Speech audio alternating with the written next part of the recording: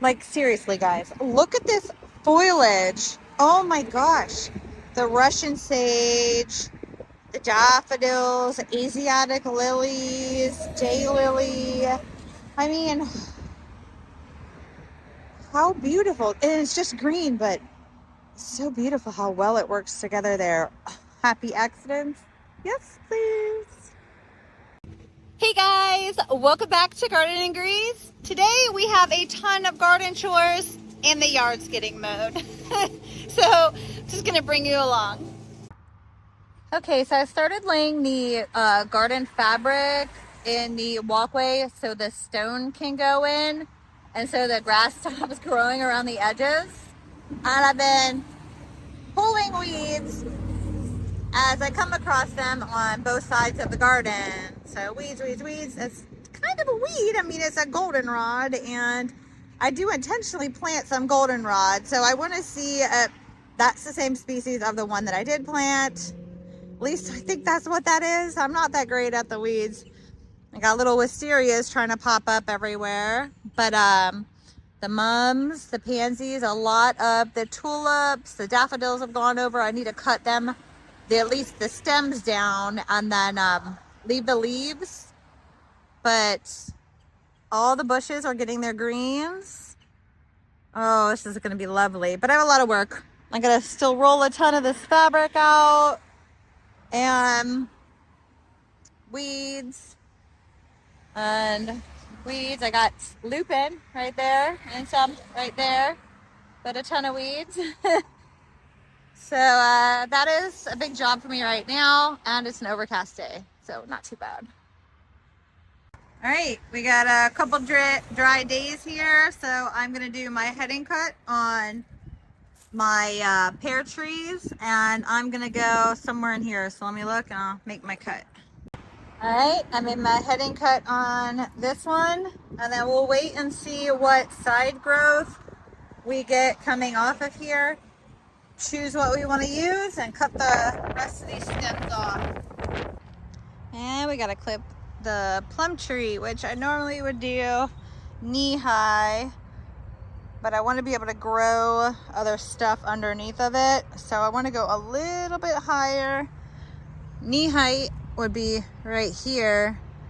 I want to go up a little bit higher and start his trunk about here. All of these are going to be limbs. So I'm going to have plenty of choice of where I want the limbs to come out. So I'm just going to clip, here's the top. I'm going to clip it right about here. And oof. Give her a clip the top. Like that. So all of these are spent daffodil blooms, and I'm just following that main stem down and chopping it off. I can't really reach over there very good. Like this one, I don't want it to waste its time and energy working on the seed head. I want it to work on its roots so it sends up really nice flowers next year. So I just cut them off, and I'll throw them in compost. I gotta go around doing that to all the ones that are clearly spent. Like I could with that one too. Like this one here, you know, it doesn't have any more of its petals. They've come off, and it's working on energy, just like the hostas do it too, but a lot of these bulbing plants, and if we cut the stalk off here, it won't waste its energy on this. It'll spend its energy developing its root system. So chop it off, throw it in the bucket, and off to the next one. All right, those are still good. So this was a coleus, an annual. Just finished chopping it down. I'll let that lay. I don't let the roots just rot down in the soil. This is Rose of Sharon. Clearly I let it go to seed. Clearly I let this go to seed. Not cool, but because it'll just make a whole bunch more of these rhododendron plants all through here. I had chopped all of them down. I thought I dug them all out. This one grew back and I just let it do its thing. But it's getting green buds on it now. I'm gonna let it go. We can pick all those off. We'll pick all these old spent buds from last year. Those tulips are still doing good. The hostas, lily of the valley. And that is like super invasive in these garden beds. I dug most of it out and it just pops back up. We have bee balm in there, which I had transplanted it. It was really hot that week in the fall. I didn't think it was going to make it, but obviously it did. And some clematis that I had thought I had cut down and eradicated, but it didn't. The only thing that sucks is it's right near our outdoor split unit. And I don't want anything, you know, climbing around in it. This is an old rose bush that was cut to the ground and came back up. So maybe it'll have really nice blooms this year. It only had 1 or 2 last year. Obviously, we have a bunch of the wild garlic going in. But I'm really happy about that bee balm. It looks better this year than it did last year. It's amazing. Columbine, I believe. We have some more daffodils that need cut. 1, 2, or whatever that was. It may have been some kind of tulips. I'm not sure. It looks like it was a tulips. But look, we got more of the and I used paper in some areas to really get down the weeds down. It didn't really work all that great, did it? Some more of that lily of the valley in there amongst everything. Oh, agastache, yes. Oh, it looks good, nice. I believe that to be a perennial mum. I believe it to be. I think it is. I'm gonna cut all these little stems here that are spent. But something exciting as the Russian sage here and here. Now, when I planted that, I didn't realize that there was a bunch of perennialized daffodils right behind it. So, super cool. And I'm gonna prune that out and leave those. I'm gonna do that two-handed to be easier. Oh, more lily of the valley everywhere. So I really like how this foliage is turning out. These are like daffodils. I've already cut back the blooms. We've got daylilies and Asiatic lilies. It's very neat seeing all the different greenery in one area. It was kind of an accident. I put the Asiatics in there and those daylilies, not realizing that I was gonna have a bunch of daffodils in here. So how very cool. Pretty tulips. I'm really excited for this. This is my Rose Rhapsody Salvia. Last year was its first year, and I didn't expect bloom the first year, but the bunny rabbits ate it to the ground. This spring I protected it with a cage. Recently took it off, and look at it. It wants to be amazing this year. So excited to see it in bloom. Okay guys, from there back that way, I have not got the weeds yet, or up here. But everything from here, my beautiful creeping rosemary, all the way through, over, and in there, I have taken all the weeds out. I gotta get all the leaves out, but I have weeded as much as I'm willing to weed right now. But I've really helped expose some of our beautiful plants. I was pulling leaves out of this rosemary and the area smells so good right now. Oh my God, and that Rose Rhapsody. Oh my gosh, it's gonna be great. This is gonna be beautiful this year, guys. It's like the second year in on planting some of these, and it's the year they're gonna start blooming. Oh, it's gonna be great. And now I need to get this rose under control. It is a Don Juan climbing rose, and I need to get it trained to start climbing, and I should have done it before it had all these leaves on it. Hopefully the canes are pliable enough. We'll see. And we have some clematis that was here when we moved in. I keep cutting it back and it keeps coming back. I haven't yet to see it bloom, so maybe it'll climb this trellis with the rose and kind of fill it in a little bit more. We will see. This may be quite risky. So what I've decided to do is let these ones here in the front grow as they are for now to kind of cover the ugly cut old stump area of this. And I've got 4 back here. Now I have tied this one here, and I want them to start kind of going horizontally, coming up and going like that. This one is starting to go the direction I want it to. That one's going to come up and go to that one. Back here we have a really nice one, and I want it to come up and go that way.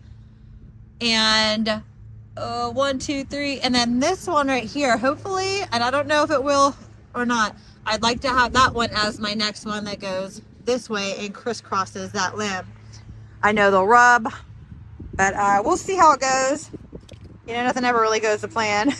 So we'll see. So I've only tied one in so far. You know, climbing roses don't cling and climb like a lot of climbers. There's something that we just have to consistently put them in the direction we want them. So there's some pretty tulips and some lamb's ear down there. The hostas are coming up.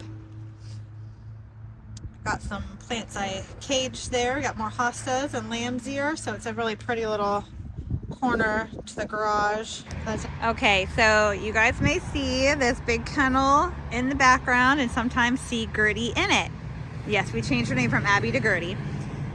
And that is just to train her and to give her outdoor space when the chickens are roaming the yard, because she wants to eat chicken. So we're just trying to get her used to being around chickens. So when she's in there and the chickens are out here, just to get used to being around them and hopefully stop licking her chops when she looks at them. Look at her in a cute little dinosaur costume. Oh, it's a little chilly out this morning. We want to stay warm, huh? I love you, Gertie.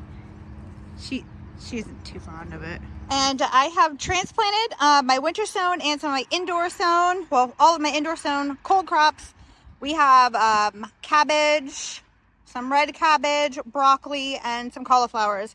I only have a dedicated 4x8 raised brassica bed. So I do have extras. I was kind of going to go other places and hope for the best. We have a little bit of bok choy and pak choy in there as well. Way behind on my onion game here. I got to get all my onions, put it into my beds. I've got a lot already in. You can see some down there. I already have, my brassica bed has onions. I've really got to get on it, get all these in the ground. So I got all those roots there, and all I do is make a trench. I separate these. I literally pull them out in clumps and then separate them and lay them down and then push the soil back onto the roots. Like that. So I'm just putting 3 here. I put them everywhere and in between everything. And then I just cover the roots over, push them down.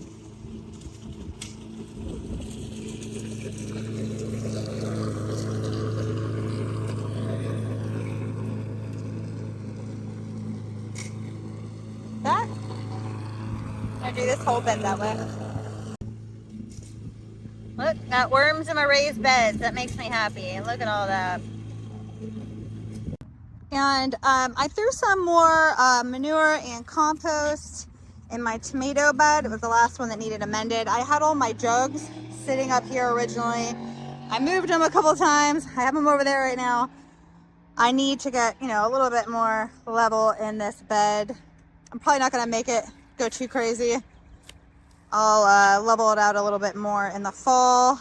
So I did an experiment between the two different beds, my tomato bed and my pepper bed, with fall leaves. So on the pepper bed, we ground the leaves up with the lawnmower, or you could use a weed whacker. And then on this one, we just put full leaves. We didn't grind them up to see, even though I pretty much had a good idea, how it would turn out in the bed. And the pepper bed, it broke down amazingly. Both of them provided really good mulch through the winter.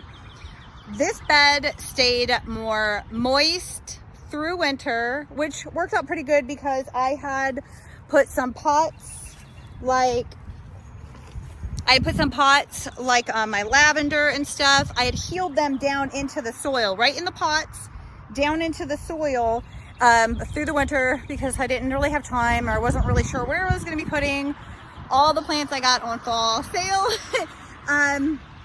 So it worked out really good keeping those really moist, but it did not help to really develop the soil, which I kind of figured that anyway, but I wanted to give it a go.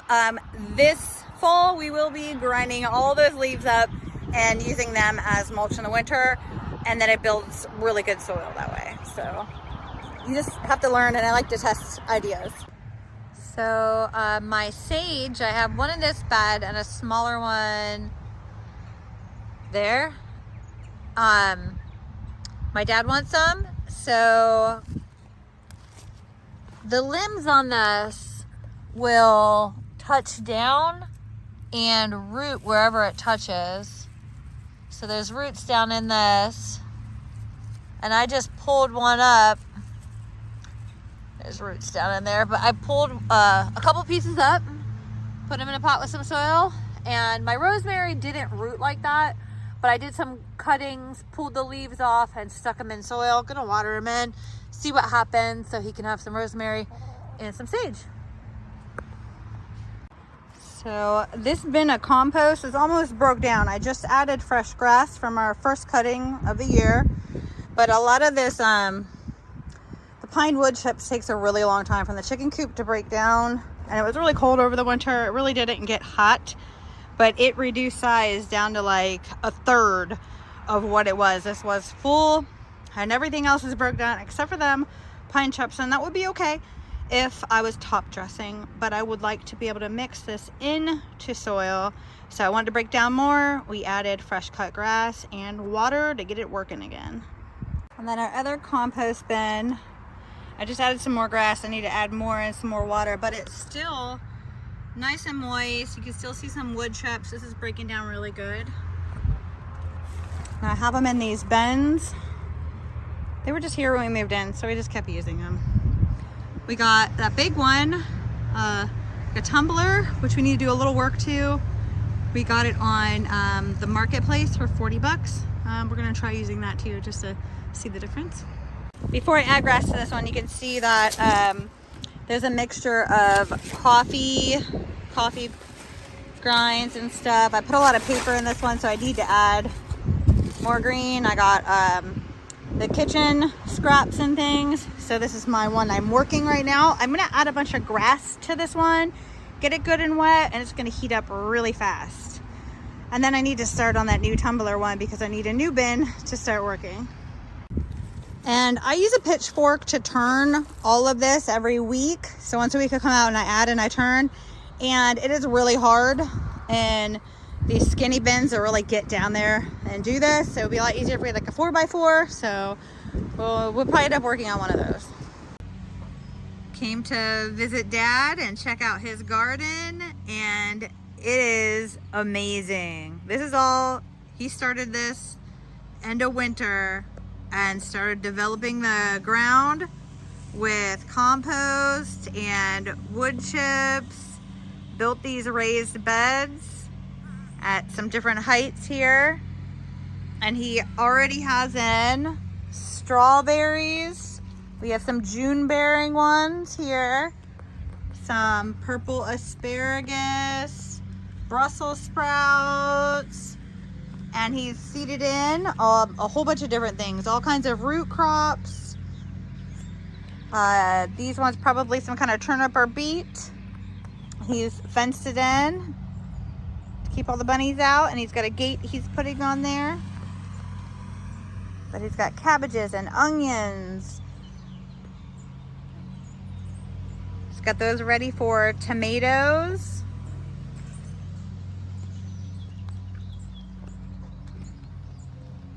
Look at this. This is beautiful. It smells like fresh compost. Kohlrabi, some bok choys, another strawberry, an onion bed. With alpaca poop. With alpaca poop. And this is going to be asparagus.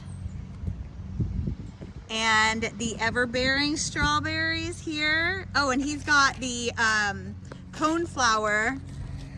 This is going to be beautiful. Pretty parasols. There's another one at the other end. What was that one called? I think it was a coneflower too, but it was a smaller. Yeah. Smaller spread, but still 3 foot. Wow. And What are these? These are, I transplanted that. These were the geraniums, wild geraniums that we got at the native plant sale. The native plant sale, right? Look at them thriving out here, right? Yeah. And they were just more in a sunlight bad place. here. Yeah. And there was some cabbages you created grew from seeds. Yeah, yours aren't looking as good as mine, but these have got to be thinned out. oh yeah, you put enough seed in. Yeah. That stuff's so small. I mean, you know. Oh, I know. Like here, carrots. I think these are carrots starting to sprout. I think so too. See, and I those put will have some to of be these thin. really blunt jumbo ones where the ground was tougher. Yeah. And they grow long with a blunt. They can push through hard ground. And then some of these are sweet early ones. Yeah. I forget what they're called, but they're smaller, but they're sweeter, and they come up earlier. The shorter, the smaller ones will harvest earlier. Yeah, yeah, a little and smaller. the other blunt ones are used for the fall because they later and they're bigger. They're not as flavorful, but they store for the winter. You know, with the turnips. What are these in here? Oh, Brussels sprouts in the middle. So you got quite a few Brussels sprouts, yeah. And the on each side of them, right there, is the broccoli. Oh, okay, yeah. And I got that at that 174. Yeah, the market. Good job. Wow, pretty awesome. So I got this bed ready. I'm thinking I'm putting here. These are going to be tomatoes here, right? Yeah. And so I don't know if I'm going to put it. In between, that other one up here is basil. Peppers. See where the sticks are? Peppers. Those are peppers. Okay, yeah, the peppers are nice. All right, guys, that is just some of what is going on and all the stuff trying to get done in the gardens and around the property. All these clips combined over the course of maybe 3 days of working out in the yard and gardens, because I honestly have usually 15 minutes of time in any given moment to do my garden chores and stuff. And at other times it's like I might have an hour, which is awesome, and I can get a lot done. There are a lot of other areas I'd like to get around to show you, and I'll do that in other videos. I will point out this garden bed here I had to put up, and it's already bowing. Some lattice, some old pieces of lattice, because the chickens keep jumping in here and scratching out my our and anything else that I've tried to plant in here so far. Tomorrow is April 21st, and it is our last frost date. But for the next week, the nights are actually dipping down into the upper 30s, which is still too cold to be putting out a lot of the summer crops. So we're going to wait a little while for that. We have our cold crops in and some cold flowers in. And, I have another matching bed on each side of me back here. And a lot of our fig trees have either bloomed or are blooming. Our fruit trees. Our fig trees are actually putting on a crop they refer to as a Breba crop. So I'm going to allow them to do that just to taste them and see how these cultivars of fig taste with their breba and how it affects the main crop then too. So we have a lot of fruit tree stuff going on, and there's a native plant sale. I'm going to show you what my neighbor got us at the plant sale because we couldn't make it today. Okay, this is a hazelnut. I've been wanting hazelnuts to put in, and she saw this at the native plant sale. It doesn't have a tag for which cultivar of hazelnut it is, since it was a native plant place. I would assume that it is the American hazelnut. So I would like to get 2 other hazelnuts that are different cultivars so that they can pollinate each other, cross-pollinate, and a little pawpaw. So between her property and ours, we're trying to develop a really good pawpaw stand and helping each other out. Having different cultivars of the pawpaw will help them to pollinate. If you see, my tulips that were in the pots are actually, well, now they're all starting to fade out too, but they were standing up pretty long. Some pretty crazy wind again today. I actually have pawpaw seedlings, well, seeds that have sprouted in a pot underneath it here, and I don't want the squirrels digging them up, so I got those going on. These are some other plants. Last year in the fall sale, I had gotten mountain mint. It needs to get put in the ground.